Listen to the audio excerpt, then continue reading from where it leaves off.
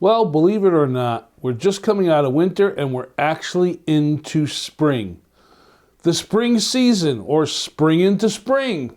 It's the real estate show.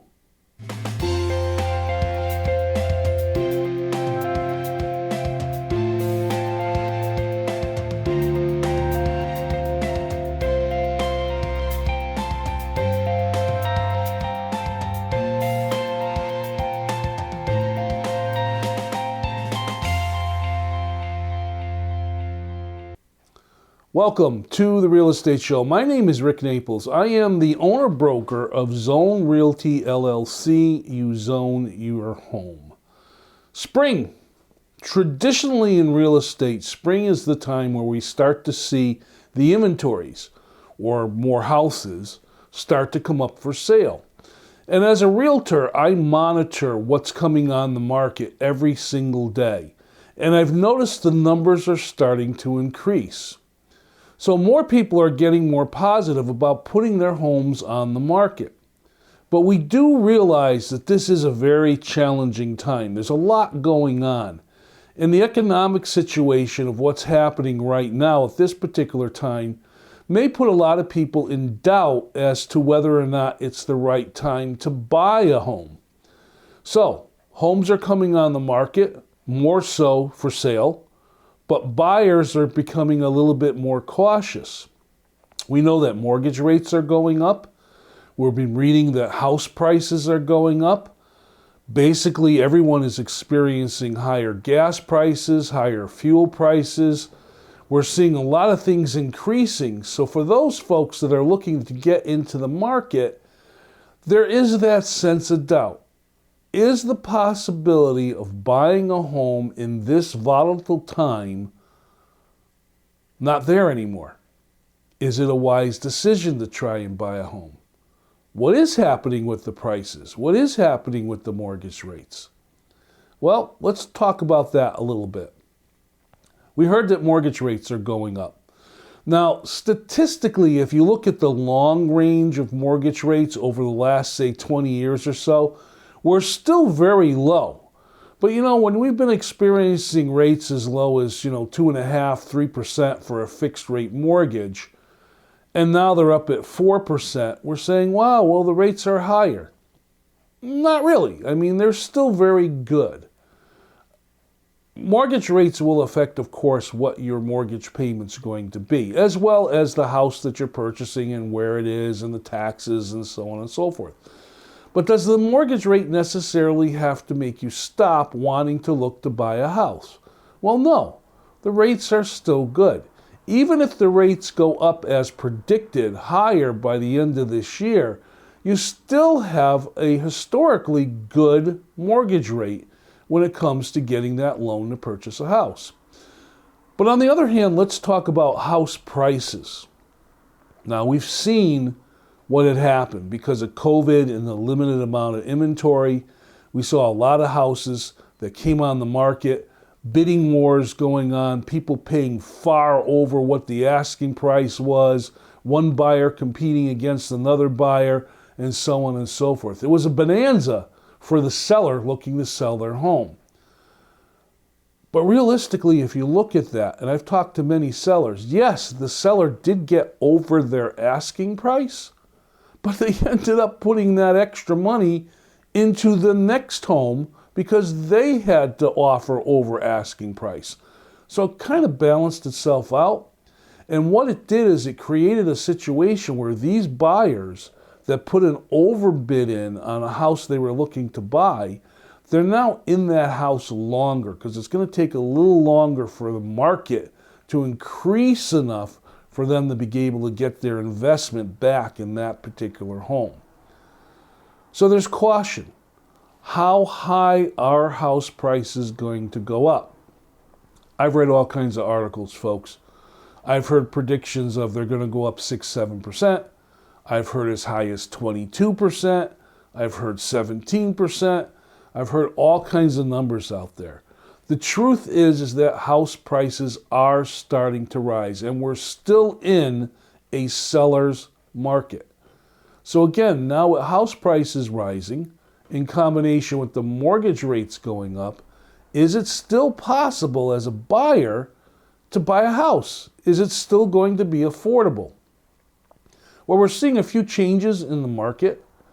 The banks are addressing the problem by having other products come out which might make it more feasible in obtaining a mortgage. There's still 100% financing programs out there. There's a program that is out there that will help you buy an older house and fix it up. There's all different types of things. And as I've said many, many times, I am not a mortgage officer. I'm a realtor. So I highly recommend that if you're looking to get into the real estate market and purchase a home, that you do line yourself with a mortgage company and talk to a mortgage person about all the different products and programs that are out there to see if there's one that might fit your particular needs and help you make a house affordable as far as monthly payment is concerned. Now, I get a lot of conversation from folks about, well, I'm cautious about buying a home because all the different expenses have gone up. It's more expensive for me to go to the grocery store now and put gas in my car.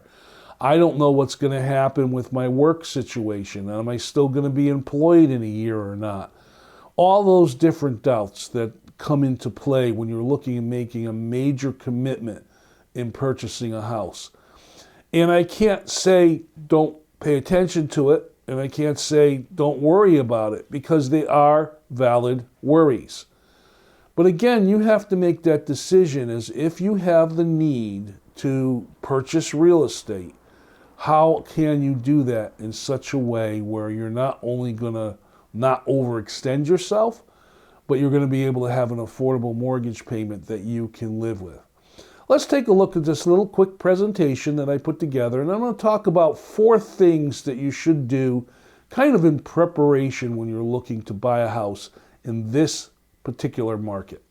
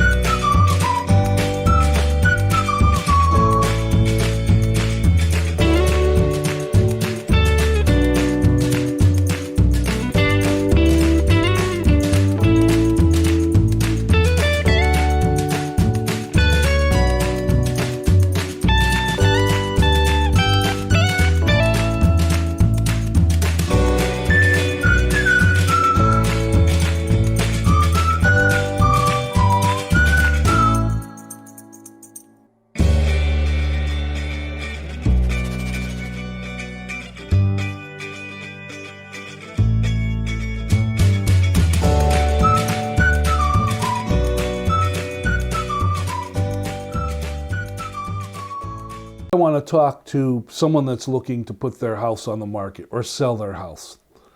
Now, you know it's a seller's market, so you hope that you can demand a premium price on your house when you put it out there. But you don't want to get too crazy. You want to make sure that you find a good realtor to work with. The realtor is going to do a market analysis and kind of tell you what like homes have been selling for in your particular area. And you want to price competitively to those other homes. I mean, if you price too high, buyers who are sharp and who are out there looking at homes are going to pass your house by because you're out of the price range that they're looking in. So you want to make sure that you're very competitive. It becomes really important for you to work closely with your realtor and allow the realtor to do what they do. Look at the market, look at the prices that are out there, look at where things are trending and so on and so forth, so that you can price your home competitively to the other homes that are out there. One of the other things that you want to do besides finding a good real estate agent or realtor to work with is you want to make sure that you tackle all of the small repairs that you've been meaning to do that you haven't really gotten to. What always amazes me when I go out to show homes with a prospective buyer is as soon as we walk in the home, the buyer's eyes fall right on all the faults of the house. They'll spot that little dent, that little crack, that little scuff mark that's on a wall. The buyer will see that a cabinet looks worn from years of opening the door and closing the door. They'll notice a broken light switch. They'll notice things like a light bulb not working in a lamp. It's amazing the things that they look at. And in the buyer's mind, all these little things are catastrophic issues. They're really not, but the buyer is looking for things that kind of in their mind justify the offer they're going to make on the home. And all these little things start to add up. So what you need to do is take a friend, someone who doesn't live in the house, and go through your house and look at all those little teeny repairs, cleanups, and things like that that you should take care of before you put your house on the market. You also want to look at your furniture. You know, a lot of times we have furniture, we have collectibles, and we have things we've put in our rooms over the years, and it will make a room look smaller than what it actually is. So you want to kind of go through and take a look at that stuff too, as well as those minor repairs that need to be done. One of the other things that you need to do is what I call cosmetic touch-ups outside of the house. Street presence or curb appeal is extremely important. Now we're coming out of the winter season. The snow is melting. The grass will start to grow. So there's that opportunity to start cleaning up the yard, especially the front yard. A lot of buyers, when they start their searches for homes, they'll do what's called drive-bys. They drive into the neighborhood to see where the house is amongst the other houses in the neighborhood. You know, how far is the gas station, the grocery store, where the schools are, so on and so forth. Kind of get an idea of the neighborhood. So if they go and they drive by your house and there's dead bushes in the front yard and the leaves from last year haven't been raked up and the driveway's dirty with salt and sand from the winter time, may make them just continue on driving. So you want to make sure you go through and you clean all that stuff up so that you have a curb appeal. Your house looks clean, orderly, and inviting, so the buyer wants to make the appointment to go in and see that home. I mentioned earlier about going through your furniture and things in the rooms and kind of thinning things out so people can appreciate the size of the rooms. In real estate, we call that decluttering. One of my favorite, well, not my favorite thing, but one of my pet peeves, folks, is all of us like to stick things on the refrigerator. Magnets, collectibles, souvenirs, the child's grade when they got a good report card, pictures that they drew. Me as a grandparent, I like to put little things that my grandchildren have given me. So the refrigerator gets cluttered with lots of stuff. As you're watching this show, I want you to look at your refrigerator in your house. And can you see the refrigerator? Or do you have too much stuff stuck on the refrigerator? Again, when a buyer comes into your home when it's up for sale, their eye is going to go directly towards the distractions. Distractions are things like lots of stuff stuck on the refrigerator, countertops that have way too many small appliances on them, cabinets that have way too many cups and plates and things like that in it. So that the buyer gets the impression that your kitchen is smaller than what it actually is. So what I say to everybody is, with the kitchen, declutter it, make it look like it looked when you were moving in. In other words, there was nothing there. It was nice and clean and streamlined. There was nothing on the countertops. The refrigerator didn't have any magnets or pictures on it. It was all clean and spotless, because you want the buyer to come in and imprint their own ideas on the kitchen. And you also want to do those touch-ups. Remember I mentioned the cabinetry earlier? So you want to clean them up and make sure. Even sometimes investing in some new hardware might help as far as making your kitchen look a lot better. You want to also go through the house and eliminate all those personal items you have on the walls. You know, everybody has a wedding picture on the wall, or a picture of their grandkids or their children or the family. They have an area of the house that has, photos of different events maybe they went to. I'm not saying to depersonalize your house so much so that it looks sterile, but I advise that you kind of declutter that a little bit so that you don't have so much of that stuff out. It's also very important to neutralize your home. What I mean by neutralizing, if you have any specific collections or specific things that go along, some personal tastes, you might say, you want to put all that stuff away. Because you have to remember, buyers come from all different corners of the country. They come from all over the different parts of the state, all different backgrounds. You want them to be able to walk into the home, not see faults, not see repairs that need to be done. You want them to come in and imprint their imaginary style or imagine the home as if they were living in there. Let's take a look at this quick little presentation, and I'll be back to talk about the buyer's side of looking at a house.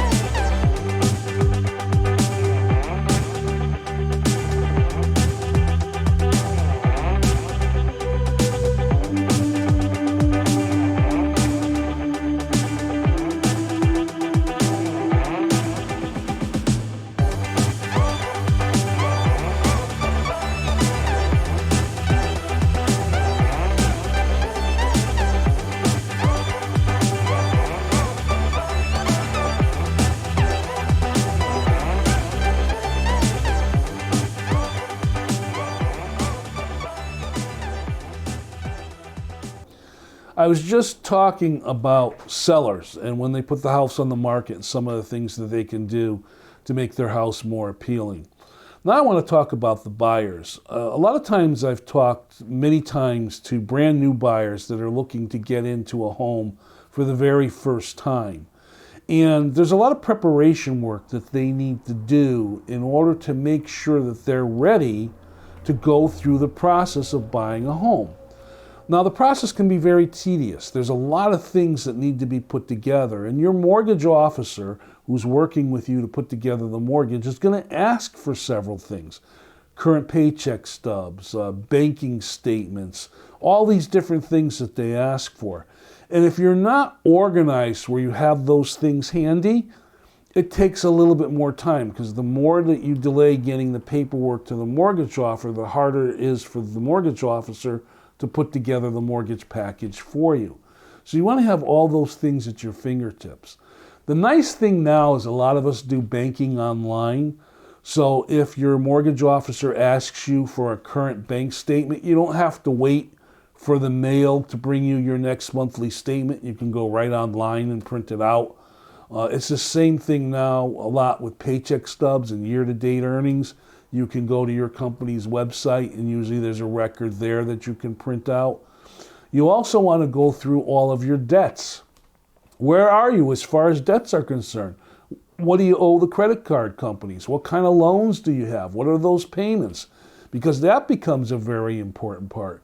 The bank's going to look at what you have for income and assets against what you owe for debts. And that ratio really helps them set where your mortgage is going to be. And of course, they look at your credit. Now, you may want to, before you even start the home process, pull your credit. See what's in there. See what your score is. See if there's anything that you can do to make that score better. A lot of credit card companies and a lot of credit bureaus now are giving advice on different things that you can do to help improve your what they call FICO score, your credit score. And you want to take those to heart. And if you can do those things, you definitely want to do them. Because the higher your credit score, the better rate you get on the mortgage. And with rates going up, that credit score becomes really, really important. Now, when you're going out and you're shopping for a home, I tell the buyers that I work with to keep an open mind. You know, you may find a home that is, well, for lack of better words, needs some help. I've seen all kinds of creative terms used to describe those homes. You know, they're a diamond in the rough, with a little tender care, you know, rough around the edges, you know, those kinds of things. There are now mortgages that are out there that will give you the monies within the mortgage to update the kitchen or redo a bathroom or make those general repairs throughout the house. Again, these are things you can talk to your mortgage officer about. So if you go into looking to buy a home and you want to purchase a home that is absolutely moving condition where nothing needs to be done, that's fine. But remember, those homes are going to have a lot of competition. Those homes are going to be in the upper price range of possibly what you can afford. So if you open your mind a little bit and you look at those homes that are a little rough around the edges, as I just said, that need a little bit of work, a little bit of sweat equity, you might say, you might be able to get still a very good buy on a home and turn that home into the home that you always wanted.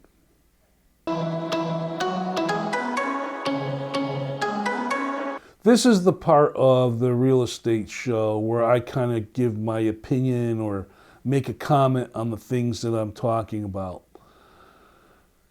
Because of the economic situation that's been going on and things that are happening in the world, we're seeing prices get almost out of control. Right now at the filming of this show, I don't know where prices are going to go. We seem to be hearing on the news every day that prices are going up. There's an uncertainty that's out there. But the bottom line is life needs to continue moving on. So if you are in a position of where you need to make a move and look at owning a home, please do all the different things that you need to do to try to make that a reality. There's nothing worse than saying to yourself, I should have, and you didn't.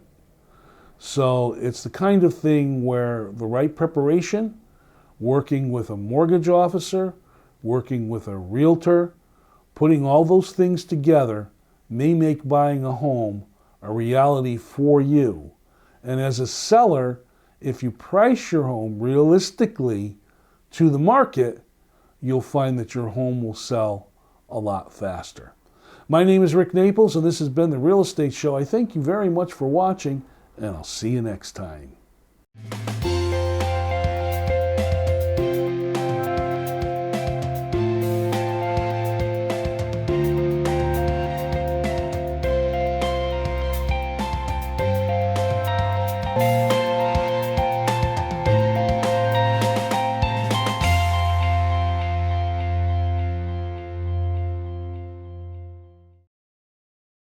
Welcome, I'm Nick Augustino.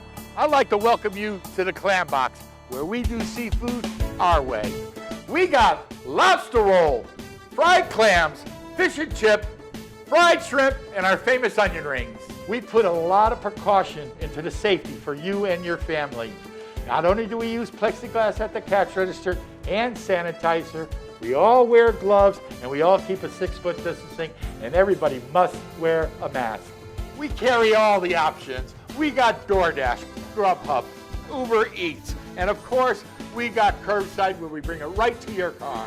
Online ordering is available at clamboxnewbritain.com or by calling us at 860-357-3118. The Clam Box, 586 West Main Street, New Britain.